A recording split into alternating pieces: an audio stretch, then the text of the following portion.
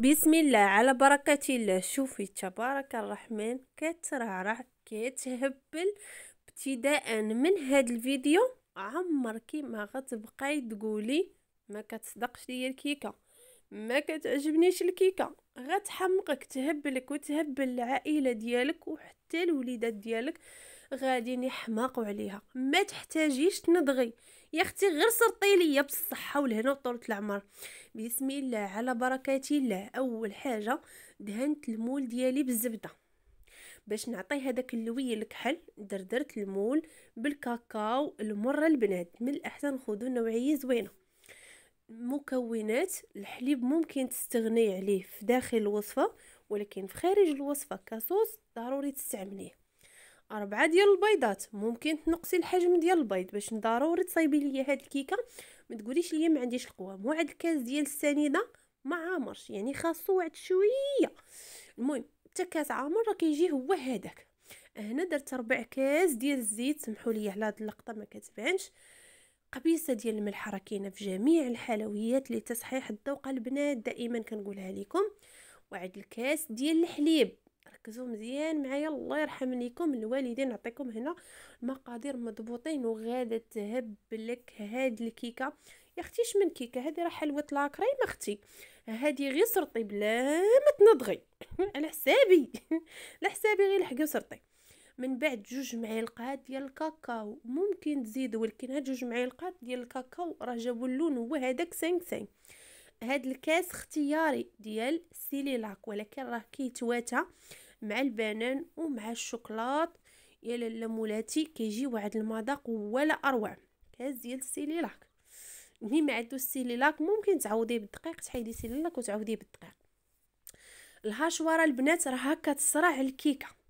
هنا واحد الكاس ديال الدقيق، هذا غنهبط به دفعه وحده، دقه وحده نخوي داك الكاس كامل ونرجع نخلط الخليط ديالي. كيف ما كتشوفوا دائما في كل مرحله كنزيد كنخلط. هنا اختي هذا الكاس ديال الدقيق الثاني ما غنديروش كامل، غنخلي واحد شويه حتى نشوف عيني ميزاني.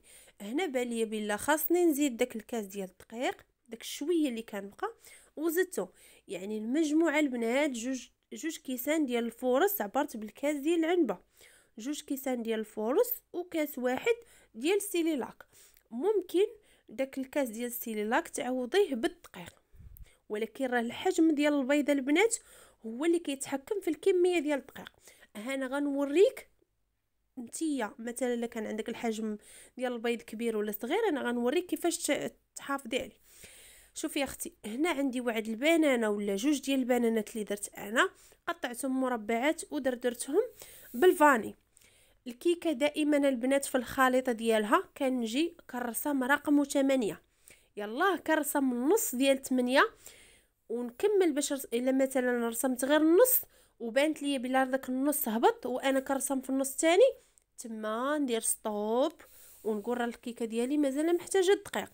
الا رسمت رقم 8 وبقى مرسوم صافي اختي راه الكيكه ديالك واخده القياس ديال الدقيق. شوفي اختي داك البنان مني دردرت عليه ديك الساشي ديال الفاني كيطلق ليا ديك العسيله ديالو. اصلا هاد الكيكه غادي تجيني معلكه، زيدي عليه هذاك البنان معلك، زيدي عليه هذيك النسمه ديال الفاني، وزيدي عليه اختي النسمه ديال السيليلاك، وزيدي يا اختي الشوكولات، وزيدي ديك التعليكه ديال الشوكولات في الاخر، وتخيلي معايا المذاق. بالنسبه للفران البنات سمحوا لي ما بانش ديك اللقطه اللي دخلت فيها الكيكه للفران. المهم انا كنخدم في اللايف وكنصور وهكا، يعني ما كنكونش مركزه 100% حيت كنخدم مباشر في اللايف في تيك توك. هنا البنات الفران شعلتو على 150 درجه، ماشي ضروري الفران يكون بارد ولا سخون، غير هي اللي ضروري اختي ديك الشبكه ديال الفران. الكيكه ما تحطيهاش نيشان فوق العافيه، يعني الشبكه ديال الفران تكون نيشان في الوسط. وإلا كان الفران ديال البوطه البنات راه عادي هذاك غير كتنقصي البوطه. والفران ماشي مشكل، تقدري تدخليها ليها دافي واحد شويه ماشي مشكل. وإلا كنتي مثلا طيبتي الخبز وبغيتي طيبي من وراه كيكه، كتحلي الفران ديالك حتى كيبرد، كتحلي الجويه بجوج، كتخلي تقريبا واحد 2 دقائق ولا دقيقه هكا محلول، ومن بعد كتدخلي ليه الكيكه ديالك، ولكن كتنقصي البوطه عادي. هنا البنات من بعد ما خرجت كيكه من الفران، ضروري هاد المرحله هادي الله يرحم ليك الوالدين، ضروري انك تقبيها هكا بالموس اولا بالعواد ديال الكويردو اولا باش ما بغيتي.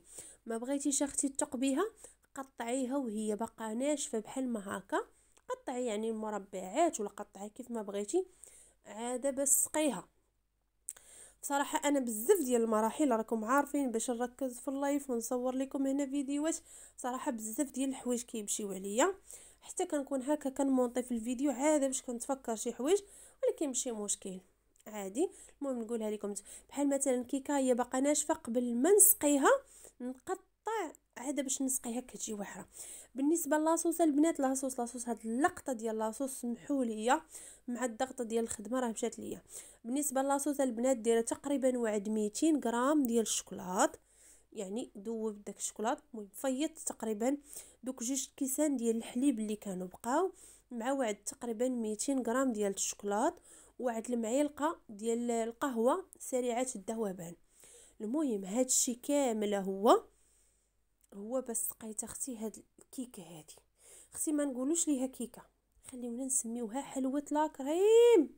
حلوه لاكريم يا اختي، غتحماق عليها نتيا ووليداتك وعائلتك وجيرانك، كتجي كتهبل. اختي غير قطعي بالمعلقه بصيفطي اختي، ما تحتاجيش تنضغي على حسابي. وإلا وحلات لك هبطي خلي ليا غير واحد الكومونتير ونجي عندك طايره. المهم كنضحك معكم البنات، كنعتذر، غير بغيت نضحك معكم شويه وصافي. البنات ضروري من تجربوا هاد الكيكه ضروري تخليو ليا في التعاليق كيفاش جاتكم، راه غتولي هي المعتمده عندك وغتحماقي عليها لا نتيا ولا وليداتك. البنات بنهايه الفيديو كنبغي نشكركم بزاف على التعاليق الزوينه اللي خليتو في حقي، ونبغي نشكركم على البصيمه الزوينه. سيروا الله يغطس لكم صبيعاتكم في الجنه ويخلي لكم ما عز عليكم، والله يرحم لكم الوالدين ويعطيكم كل ما كتمناو. شوفوا تبارك الله ما شاء الله. يا اختي انا راه يجيني السكر. يا اختي انا بكثرت ما وليت ندير معكم الحلويات ولا طيبت اختي خاصني بالزمني ناكلها، انا واقيلا غيشدني السكر. وما نتوما راه باقا سخونه واحد شويه، لكن اختي خاصني ناكل حيت قطعت، خاصني ناكل، ما قدرتش نتسناها حتى تبرد. اختي دابا حاليا كنمونطي لك في الفيديو الكيكه راها كملات، رحم الله هذه الكيكه، ان لله وانا اليه راجعون. كلاوها وسالوها دفنوها مسكينه. ايوا بصحتكم وراحتكم البنات اللي كيجربوا الوصفات ديالي كيخليو لي تعاليق زوينه. شكرا لكم بزاف، الله يفرحكم ويعطيكم كل ما كتمناو، الله يسعد قلوبكم يا ربي. وكنتمنى يا ربي طريقه الشرح ديالي تكون واضحه. السلام عليكم، تلقاو فيديو ان شاء الله.